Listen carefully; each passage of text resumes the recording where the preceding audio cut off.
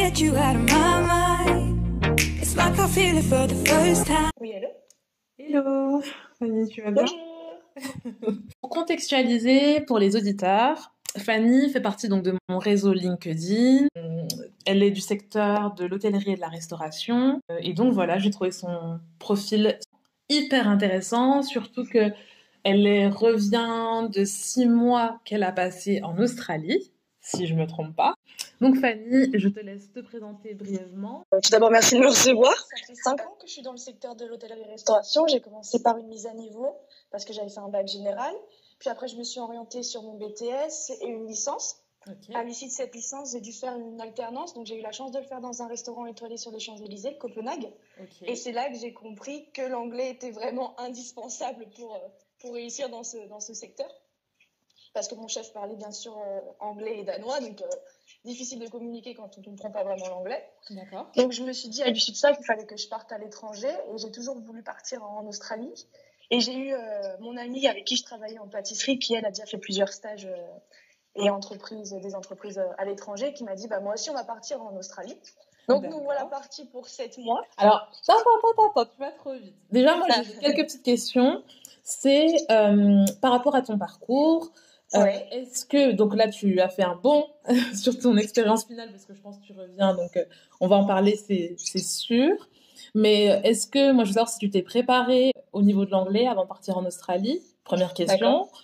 Et deuxième question, si tu peux revenir sur ton parcours, juste par rapport à l'anglais, est-ce que tu en avais beaucoup, pas beaucoup? Quel était le niveau que tu avais en fin de parcours académique? Voilà. D'accord, très bien.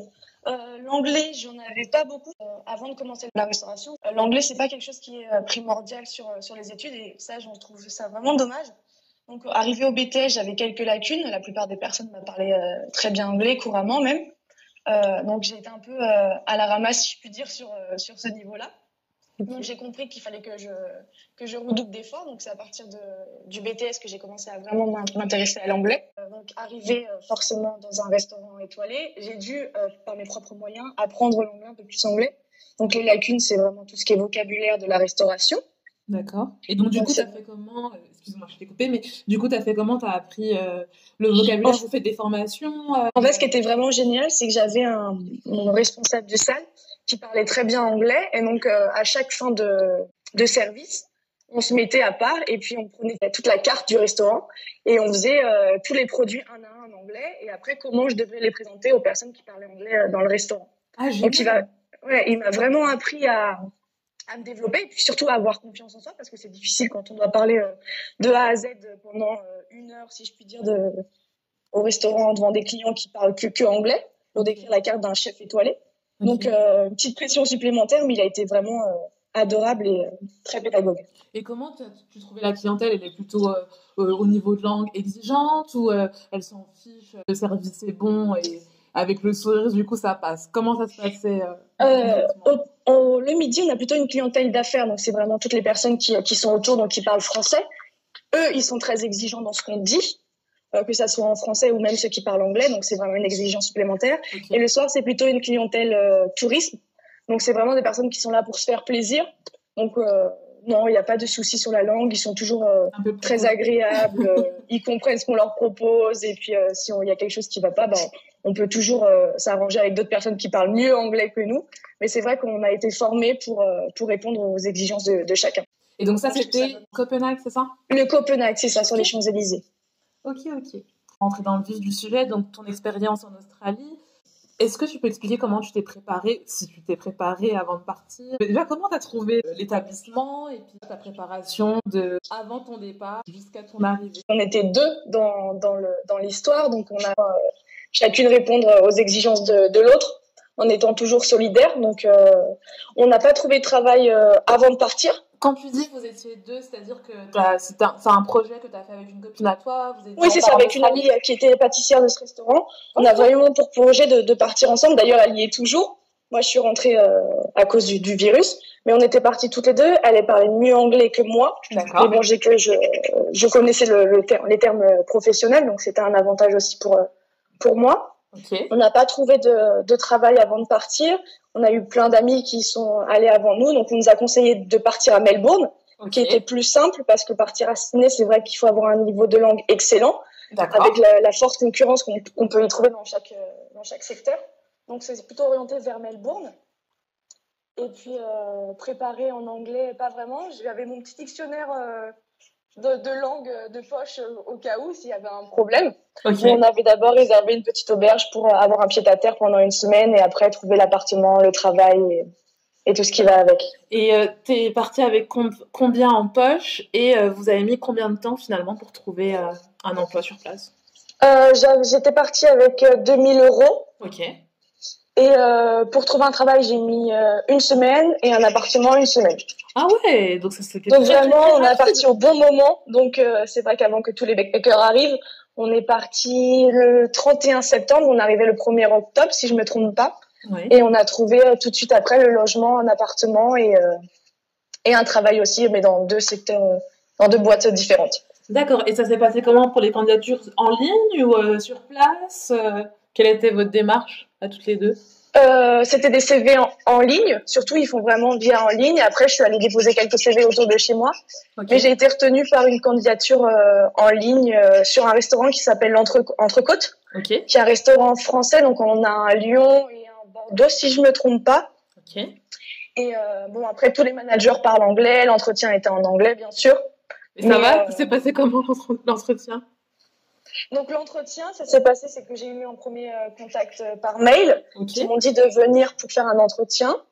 Donc, je suis arrivée. Donc, la personne a commencé à me poser des questions en anglais sur mon parcours, pourquoi je suis venue en Australie. Et à l'issue de cet entretien, j'étais tellement stressée de devoir parler anglais, mais ça s'est super bien passé. Et elle m'a dit après qu'elle parlait français, donc génial. Elle m'a dit qu'elle voulait juste tester un peu mon niveau de langue et qu'il n'y avait pas à s'inquiéter parce que c'était vraiment un petit peu le point faible pour moi. Ok. Donc génial. La carte, après, c'est des produits qu'on connaît bien, les croissants, les pains au chocolat. Donc on les dit en français, ça les fait rire toujours les Australiens, notre accent français-anglais. Mais vraiment une expérience géniale. Puis après, j'ai pu faire un petit peu de barista, donc les cafés. C'est ce que je cherchais à la base, pardon. Et vraiment hyper intéressant. L'anglais, vraiment, je l'ai bien développé, que ça soit professionnellement parlant, mais même que ça soit plus personnel. Je trouve ça vraiment génial de pouvoir partir en Australie pendant 7 mois. Voilà. Et c'était facile de passer d'un poste à l'autre? Facilement, j'ai eu la chance dans cette entreprise, ils proposaient des formations barista. Ah d'accord. C'était 2 fois par semaine, donc je m'y suis inscrite. Et puis après, les choses ont fait que j'ai pu être promue un petit peu pendant 2 semaines en termes de barista. Donc on avait une petite vente à emporter. Ok. Et j'ai pu faire les cafés avant de partir pour mon road trip dans ce poste-là. Génial, génial, génial. Et au niveau de l'équipe, l'entente, comment ça se passe là-bas?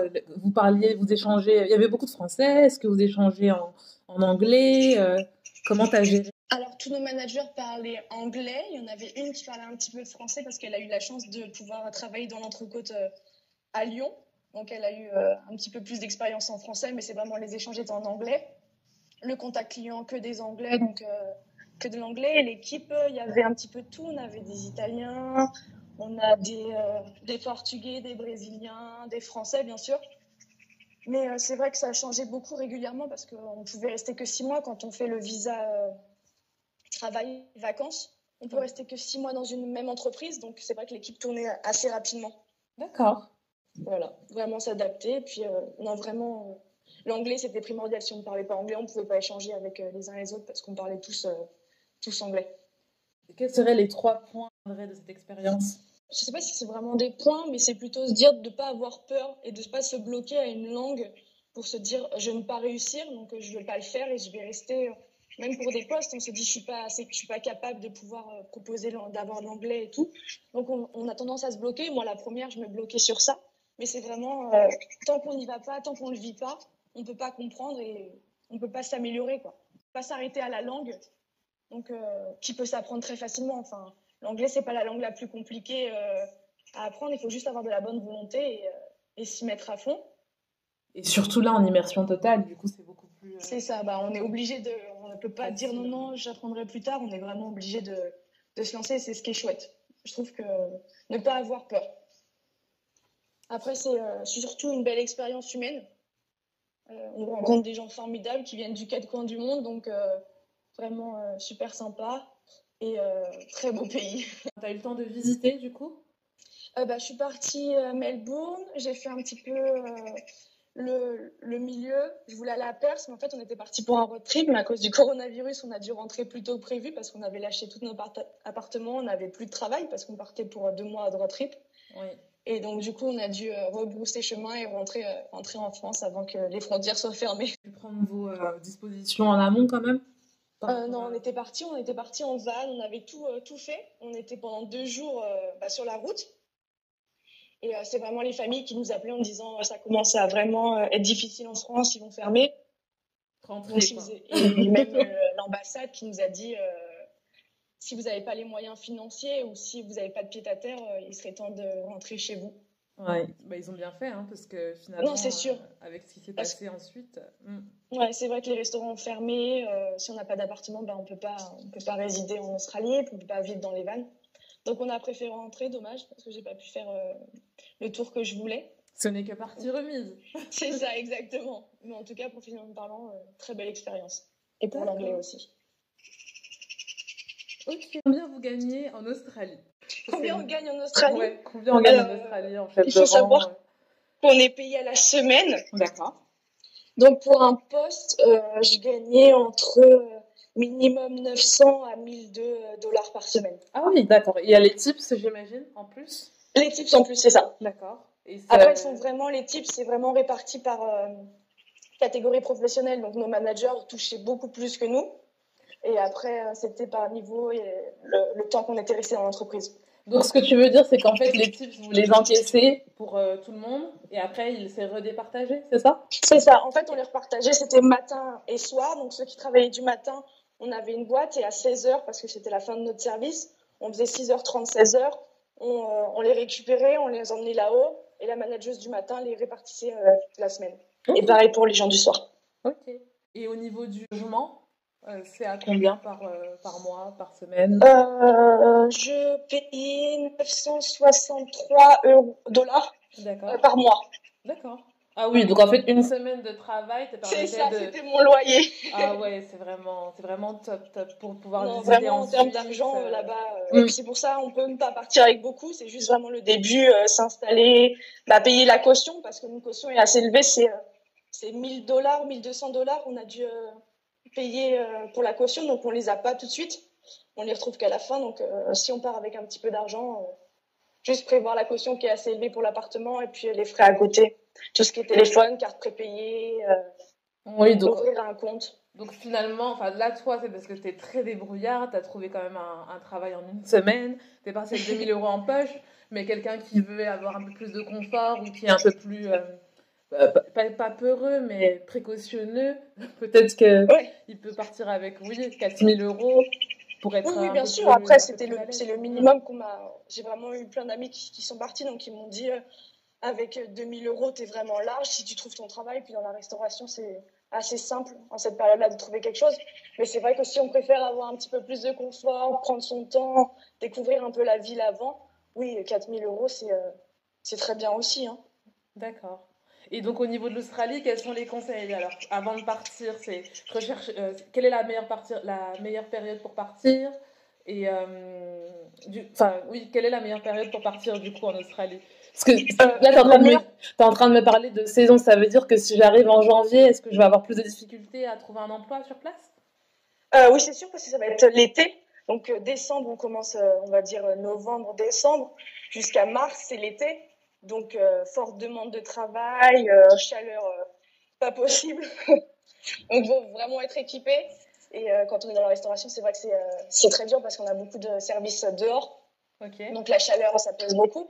Et la concurrence pour les postes vraiment importante. Mais si on commence à venir en octobre, avant cette forte période, on a le temps de nous former, de prendre un petit peu plus ses aises, de connaître bien la carte qui va changer après l'été. D'accord. Donc, je trouve que c'est la meilleure période en restauration, je veux dire, pour venir. Moins de concurrence et plus le temps de prouver qui on est et ce qu'on vaut pour l'entreprise. Ok, donc septembre, comme ça on est tranquille pour l'année, quoi. C'est ça. Et puis même pour trouver un logement, hein, parce que les demandes en logement, il y a des offres de partout, mais il faut vraiment faire attention aussi à ce qu'on nous propose avec les arnaques qu'il y a aussi. Oui, après, du coup, quand tu es sur place, ça t'a permis de visiter directement et de voir ce à C'est ça. quoi. C'est beaucoup plus D'accord. simple que sur Internet.